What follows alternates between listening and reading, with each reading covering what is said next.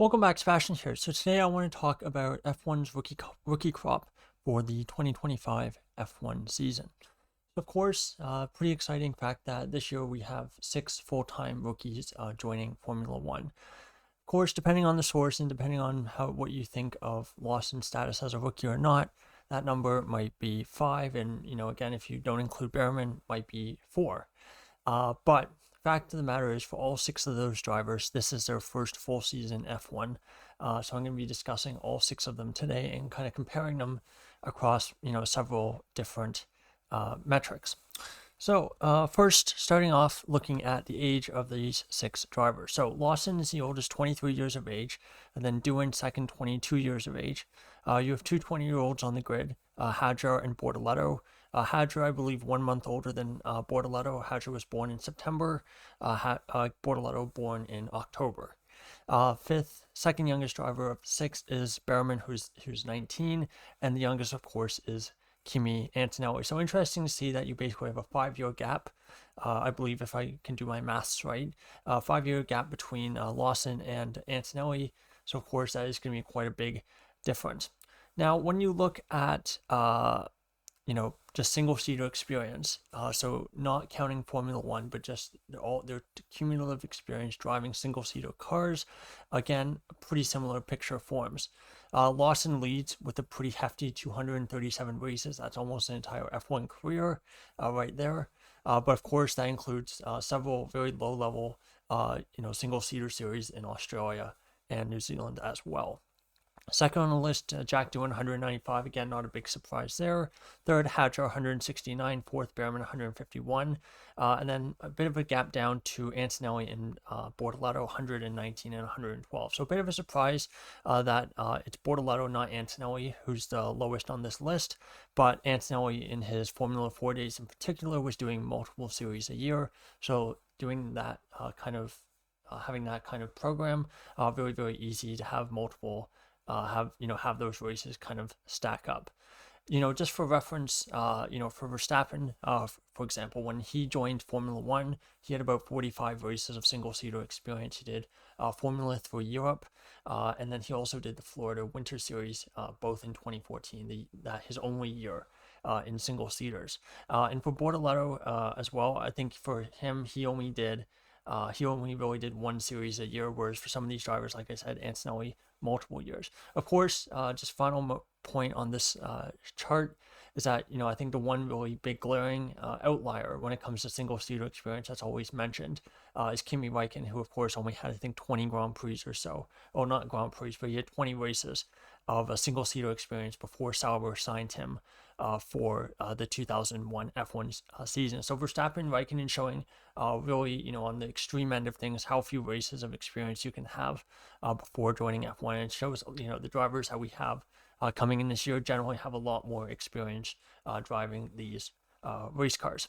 Now, of course, single-seater experience is great and all, but Formula 2, which is kind of the level directly below Formula 1, of course, is generally supposed to be seen as the best preparation or the most representative of who is supposed to do well before you get to F1. Of course, there's been accusations, I should say, over the last couple of years, especially with the new cars that came in last year, that this is less true than it was in the past. I know back in 2017, 18, 19 or so, Red Bull were very hesitant to put their drivers in Formula 2 because they thought, 1, it was very expensive, and 2, it wasn't the best preparation for Formula 1. Instead, they were opting to send their drivers to Super Formula in Japan. And I know, based on just anecdotal comments that drivers like Behrman and Lawson, who of course race in Super Formula, have said, is that car is actually much closer in terms of just drivability to an F1 car than a Formula 2 car is.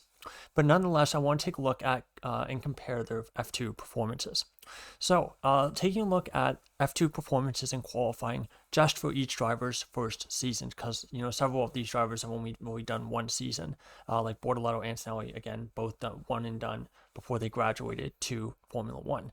But taking a look at the median pole gap for each driver over the course of their rookie season. Again, very, very interesting picture kind of forms. You have Jack Doohan and Gabriel Bortoleto, kind of the two leaders. Doohan, median pole gap of 0.215 seconds. Bortoleto second, 0.219. Very, very close. It's very interesting. Again, Jack Doohan's often talked about as one of the weakest or the weakest rookie of the six. But the fact is that when you look purely at his qualifying performance, which in theory is supposed to have the least kind of margin for error, you can have crashes, reliability, things go wrong in a race, and that can skew things one way or another. In theory, in qualifying, that's not supposed to happen. So again, a bit of a surprise that looking at just rookie seasons, he does have the best of qualifying performance. For Bortoleto second, like I said, and then third, Kimi Antonelli, 0.365 seconds for him. Again, he basically jumped an entire category. He went directly from Formula Regional to Formula 2, skipping Formula 3 entirely, and that combined with his age, again, I think suggests that it's pretty impressive results for him. Fourth on this list is Oliver Bearman, 0.425 seconds, who again was Antonelli's teammate this past season in Formula 2, and Antonelli did have better qualifying results than Bearman. So again, looks good for Antonelli on that front. Then you have the two drivers who are a little bit further adrift. You have Lawson, who's fifth, median pole gap 0.601 seconds, and Hadjar, a pretty woeful 0.919 seconds. And again, generally the worst drivers in Formula 2, their median pole gap over the course of a season will be about 1 second or so. So the fact is that in a relatively speaking a spec series, the fact that Hadjar had such poor qualifying performance in his first season does suggest to me that even though his second season was very, very good, it does suggest to me that there might be a bit of a steep learning curve for Hadjar when he during his first F1 season this year. Now, I want to take a look at race performance as well. So looking again at the their first season, I've done this as percentage of max points because for some of these drivers, there's different number of races. Point structure was different as well. So for example, for Lawson, his first season in Formula 2, it was 2 sprint races and 1 feature race per weekend back when they were trying to save money due to COVID. So again, the point structure was very, very different. So that, of course, would have had an effect. But when you look at percentage of max points, it really feels like all the drivers kind of fit into 3 different groups. Number 1, you have Bortoleto with a 39.7% of the max percentage of points. So again, very, very good season on race pace for him, and definitely I would say well clear of everyone else just looking at these numbers.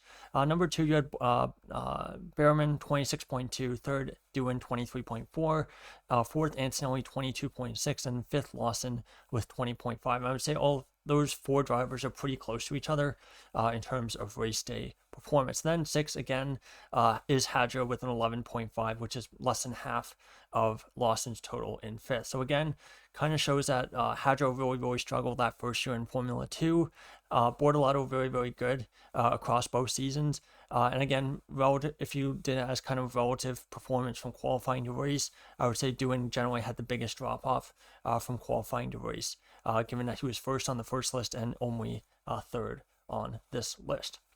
Now, moving on and taking a look at F1 experience. So for doing this, I'm looking at Grand Prix starts. I'm also looking at free practice sessions that each driver participated in. Now, some of these drivers had quite extensive TPCs or testing of previous cars, but again, the data on how many of those sessions they had, what kind of mileage they did is quite spotty. I know there was a pretty extensive analysis done by someone on Reddit looking at how much experience Doohan had at the Abu Dhabi track, given post free practice sessions and past testing sessions as well. But again, I'm not going to get into that just because it's quite difficult to analyze that data. But so looking at F1 experience, Lawson obviously the most experienced heading into this season with 11 Grand Prix starts plus 3 free practice sessions. So again, those free practice sessions were before he made his Grand Prix debut. Second on the list, Oliver Bearman, 3 Grand Prix starts plus 7 free practice sessions. And then third is Doohan with 1 Grand Prix and then 6 additional free practice sessions. And then that leaves Hadjar, Antonelli, and Bortoleto as the 3 drivers who have not yet made their Grand Prix debuts. And I've ranked them in order of how many free practice sessions they've done. So fourth is Hadjar with 4 free practice sessions. Fifth is Antonelli with 2. And 6th is Bortoleto with none, which kind of surprised me. I would have thought that he would have had one of either Sauber's or McLaren's pre-practice sessions dates from this past season, given that he was a member of the McLaren kind of driver stable this past season after his Formula 3 win. But I guess they decided, given that he wasn't really realistically going to be driving for them and he was going to be driving for a rival, perhaps they thought wasn't worth, they didn't want to kind of seem to be benefiting a rival there. But that being said, I believe based on what I was reading of those drivers who have not made their Grand Prix debut, Antonelli, I know, has had quite a bit of testing in past F1 cars, and Bortoleto has had some as well. And I think out of the three, I think Hadjar is actually the one who's had the least amount of private testing in F1 cars. But nonetheless, all three of them will be making their Grand Prix debuts in Australia, which is in about 2 to 3 weeks' time. Now, moving on and taking a look at kind of where each of the teams that each of these drivers will be racing for, where they kind of stack up based on their performance this past season. And that kind of, I think, will kind of give a benchmark of what kind of, performance. Obviously, if you're driving for a front-running car, the baseline expectation for what they're expected to do over the course of a race weekend is going to be a lot higher than if you were driving for a backmarker, for example. So looking at this list, Lawson tops the list, of course, driving for Red Bull, who were third in the constructors this past season. So again, not using constructors ranking or points, because again, it's not a perfect indicator, and sometimes it can be quite fluky, as Alpine's results in the constructors last season kind of indicate. So again, instead, we're going to be using average minimum finishing position, which is how I like to rank both qualifying performance and rank race performance.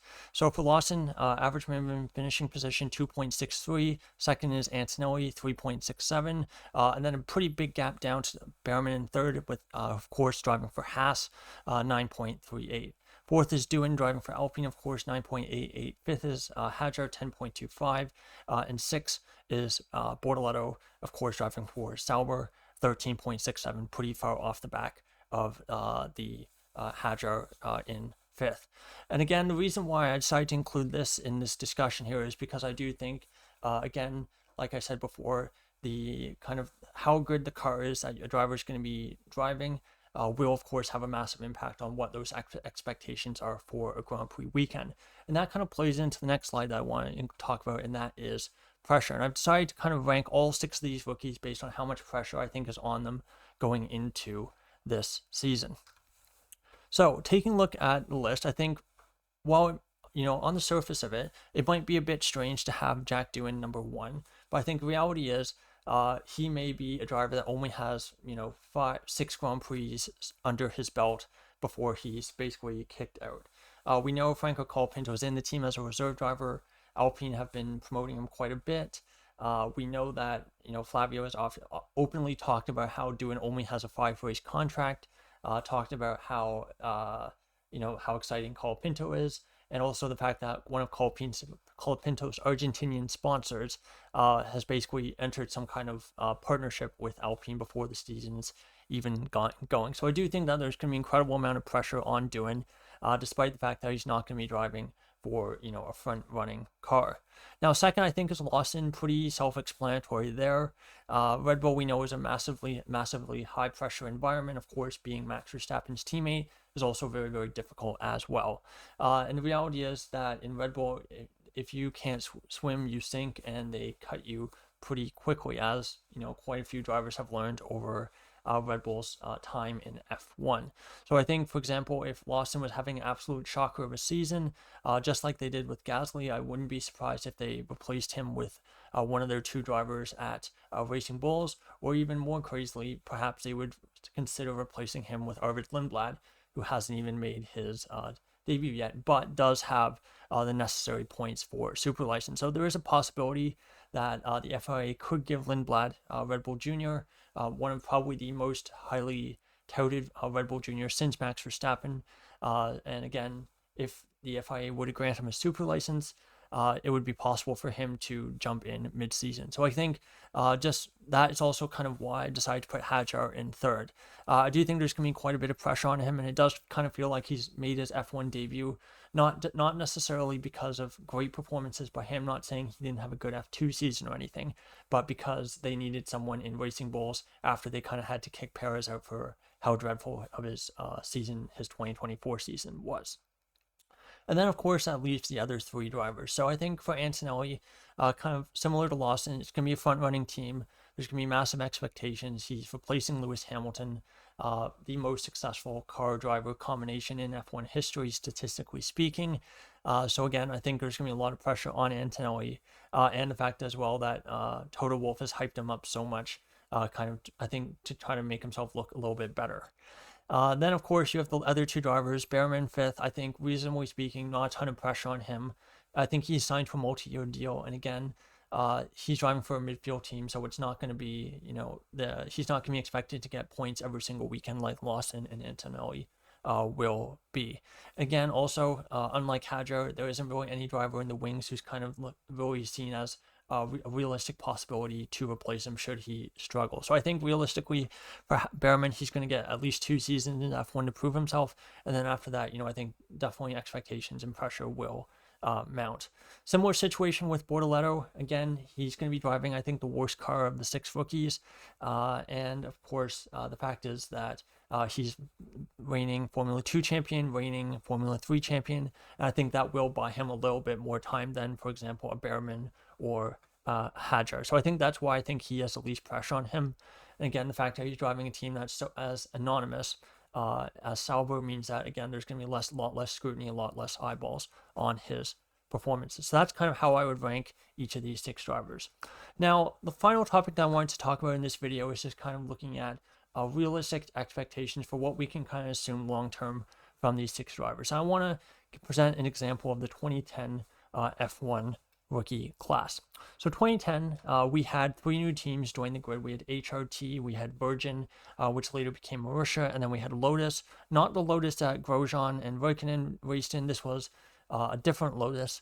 Again, very confusing. And then they eventually became Caterham for the end of their time in F1.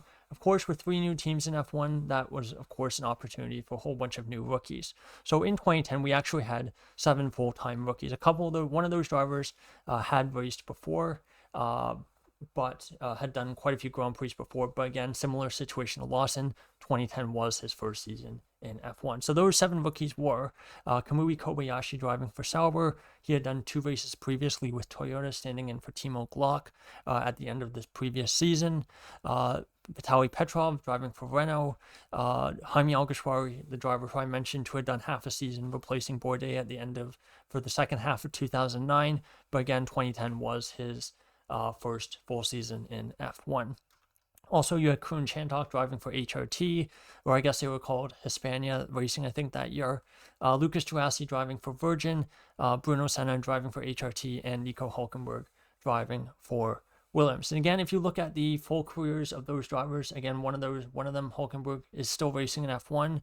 But if you look at, their career totals, for Hulkenberg, 227 Grand Prix, Kobayashi 75, Petrov 57, Alguersuari and Senna 46, Degrassi 18, and Chantok 11. So again, not great career totals in terms of Grand Prix. Only one driver with triple digits of Grand Prix, which back then basically would have been the equivalent of 5 seasons in F1.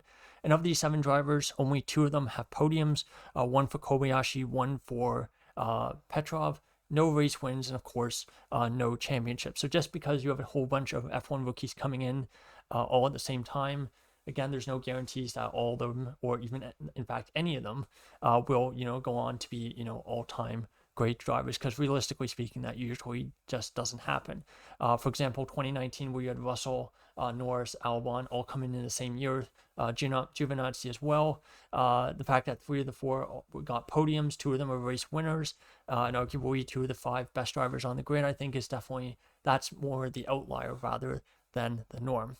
In addition, if you look at the last 6 rookies who have joined F1, so let's see, just on a full-time basis, you have Piastri, Sargent, De Vries from 2023, you had Zhou from 2022, and then you have, and let's see, that's 4, and then you have Tsunoda plus some combination of Mazepin and Schumacher from 2021. And again, of those drivers, only 2 of them are still on the grid in Tsunoda and Piastri, only one of them a race winner in Piastri, of course. What is this crop of 6 rookies better than those 6? Hard to say. I would say probably at this point. But again, we're just going to have to wait and see how this testing goes this week.